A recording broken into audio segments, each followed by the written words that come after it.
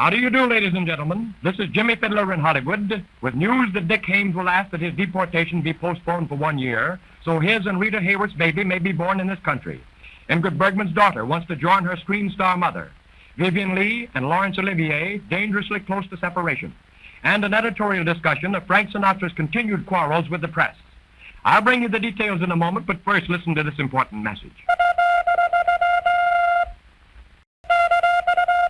Exclusive. I'm privately informed that Dick Haymes will ask that the Immigration Department's deportation order be set aside for at least 1 year on grounds that he and Rita Hayworth are expecting a baby. Haymes reportedly will produce testimony by Miss Hayworth's doctor stating that his deportation at this time might seriously impair Rita's health and that of the expected child. Exclusive. It's not yet official, but the romance between Gene Tierney and Ollie Kahn is all washed up. I understand Miss Tierney will give the princess walking papers when they meet in Connecticut, where Ollie will be pressing his custody case against his ex-wife, Rita Hayworth. Hollywood. Comedian Jimmy Ritz and his wife have made a February date with a star. Jimmy is a member of the Ritz Brothers comedy team. New York City. Eddie Cantor has signed a contract to write a syndicated newspaper column scheduled to appear in over 200 papers to start in October. It will be a humorous commentary on the current events, patterned along the lines of the columns once written by the late Will Rogers. Exclusive. Pia Lindstrom, 15-year-old daughter of Ingrid Bergman and Dr. Peter Lindstrom, has had a change of heart about her mother and is asking to be allowed to spend more time with her. Pia, it seems, has been bitten by the acting bug, and she believes her mother may train her for a career. Congratulations to Loretta Young and producer Tom Lewis, who were married 14 years ago on the 31st. Loretta and Tom, and here they are the parents of 3 fine children. They work together as star and producer of Miss Young's television program. They are good, down-to-earth people who have found happiness together, both in business and in their home. Exclusive. Gene Nelson's estranged wife has turned thumbs down on Gene's request that she get a quick divorce in Nevada. Mrs. Nelson, still upset over all the trouble in working out a property settlement, insists that Gene sit out his new romances until her California degree is granted about 1 year from now. Attention, Mexico City newspapers. Check my tip that Marina Hara and Manuel Perez have arranged to be married in your city in mid-September. Perez is extremely wealthy and wields a tremendous power in Mexican politics. Exclusive. Audrey Hepburn and her mother are near an open break because of Audrey's failure to keep her promise that she would not see Mel Ferrer in Europe until she had taken the long rest which her doctors had prescribed. Miss Hepburn slipped away the very first night after she arrived at a Switzerland rest home and flew to Italy, where Ferrer is making a picture. Exclusive. Comedian Wally Cox, better known as Mr. Peepers on television, will become a father in April. Cox was married last spring to a New York model. Exclusive. Although this may be denied, I'm reliably informed that the real reason Laurence Olivier and Vivian Leigh failed to arrive on schedule in Hollywood was another serious marital rift. Olivier is said to have told friends following their last big quarrel that the next time would be final. Hollywood. Jose Ferrer, who's already established himself as one of the most versatile men in Hollywood, has turned his talents to songwriting, with 3 popular ballads scheduled to be published in October. All of them were written especially for his wife, Rosemary Clooney. Hollywood. Miguel Alemán Jr., son of the ex-president of Mexico, has fallen but hard for Deborah Paget. He still has serious competition in Hollywood, but he's pressing his case like a real Latin Lothario. Pick of the pictures. The best picture of the week is Hondo. A 3-barrel picture starring John Wayne. Here's that big fellow again, this time in a rough-and-tumble Western movie that's packed with excitement from start to finish. Whatever you may like in outdoor escapist entertainment, you'll find plenty of it in Hondo. Wayne battles with the Indians, brawls with the villains, and makes love in a lusty manner that will cause ladies to sigh and men to flex their muscles. John has achieved a naturalness that makes acting unnecessary. He seems to live his roles, and Hondo is no exception.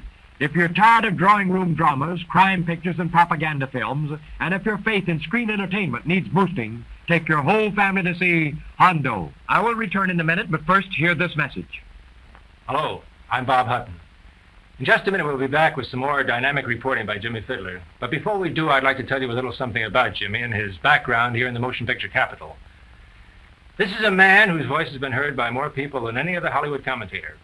Right now, today, his radio program is broadcast on more than 100 stations throughout the United States. He writes a syndicated newspaper column read by hundreds of thousands every day.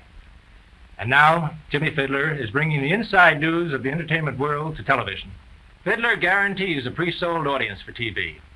The syndicated radio show is currently doing a tremendous sales job for clients of every kind. Banks, food products, soft drinks, theaters, automobile dealers, women's products, and retailers. Yes, since 1932, Jimmy Fidler has been Hollywood's best salesman. Let Jimmy Fidler sell for you, for this is your show. Jimmy Fidler in Hollywood. An open letter to Edward G. Robinson. My dear Eddie, the fatherly concern which you've displayed toward your son Edward Jr. must be a revelation to moviegoers who have known you only as the hard-boiled character you usually portray on the screen. Seldom, in my recollection, has a father's patience been more severely taxed. Yet the manner in which you've stood by your son, always willing and helpful, has been inspirational. If ever a parent was justified in turning his back on a wayward son, I'd say he was you. From childhood, Eddie Jr. has been afforded every opportunity a boy could ask for. A loving home, the finest advantages, and a mother and father whom he could respect. Absolutely nothing in his background would seem to account for his present misbehavior, not even the common complaint that movie star youngsters are too often left to the care of servants. Yet, in spite of all you've done, he has humiliated and disgraced you repeatedly by his many arrests for everything from drunkenness to alleged armed robbery. In view of the fact that he is a man with a wife and child of his own, it would seem that your job was done. But you have continued to stick by him, helping him fight his battles and allowing your own name to be dragged through the papers. Obviously, he himself is the one person who has failed to appreciate what you are doing. Surely, such devotion can't go on forever unrewarded. Yours with the promise that I, along with all other parents, will rejoice with you if you ultimately get your son back on the right path again. Jimmy Fidler. One Man's Opinions, a department featuring this reporter's views on happenings in Hollywood. Marlon Brando's new picture On the Waterfront has so far surpassed box office expectations that a New York theater, after playing the movie for 3 weeks, suddenly boosted admission prices to almost double the usual fare. That's what I call begging for public ill will. If I were a regular patron of that theater, I would demand my money back the next time I paid my good dough to see a punk picture. If a theater gouges customers when it shows an outstanding movie, it should rebate for the turkeys. Shelley Winters, who suddenly quit discussing her private life, is blaming her past woes on being over-cooperated with the press. Says Shelley, quote, "I even think it was the reporters in this town who broke up my marriage to Vittorio Gassman," end quote. Well, I'm all for Shelley doing less talking about her private life, but she has no cause to pass the buck to the press where her divorce is concerned. Anything columnists may have said about that marriage was mild compared to her own hysterical ranting. Miss Winters didn't miss a trick in lambasting Gassman when reporters were around to quote her. An American reporter in Switzerland has been trying for 3 weeks to get an interview with Charlie Chaplin at Chaplin's headquarters near Bern. He has failed because of the British comedian's edict that no American newspaper man will be allowed on his grounds. Frankly, I can't imagine why any member of the American press would be interested in talking to such an avowed antagonist of this country. But if that one reporter really has his heart set on the interview, I offer him this suggestion. Pose as a representative of the communist newspaper, The Daily Worker. I think he would be welcomed with open arms. Stage of Fame. My Hollywood Stage of Fame. Each week I pay tribute to a show world personality who has performed some act of kindness or good Americanism. To this good citizen, I award a gold cup engraved with the meaningful words, for service to his fellow man. This week's candidate for my Stage of Fame is Liberace, who has set up a foundation to aid polio-stricken children, to which he has already contributed more than $25,000. To Liberace, for his sincere interest in helpless children, I take pride in presenting the Jimmy Fidler Stage of Fame Award. Attention, please, to this editorial. If Frank Sinatra would get over his bull-headed dislike for the press, he might learn a valuable lesson from Doris Day. Ever since they started their new picture, there's been a conflict between the two of them as to whether visitors, including reporters, should be allowed on the set. Sinatra orders the set closed, whereupon Doris, who is as friendly as she is well-liked, orders it reopened. As a result, Miss Day is getting most of the favorable publicity, while Sinatra is being blamed for everything that goes wrong. On the few occasions when the reporters have managed to corner Frankie, he's been so surly that the interviews were never printed, or else were written in such a snide vein that Sinatra would have been better off without them entirely. If Frank will only take the trouble to compare his press clippings with those Miss Day has been receiving, he might discover why their two careers have followed to such opposite paths. Ever since Doris started in pictures, her popularity has grown steadily. She's constantly in demand for new pictures, and uncomplimentary things are seldom printed about her.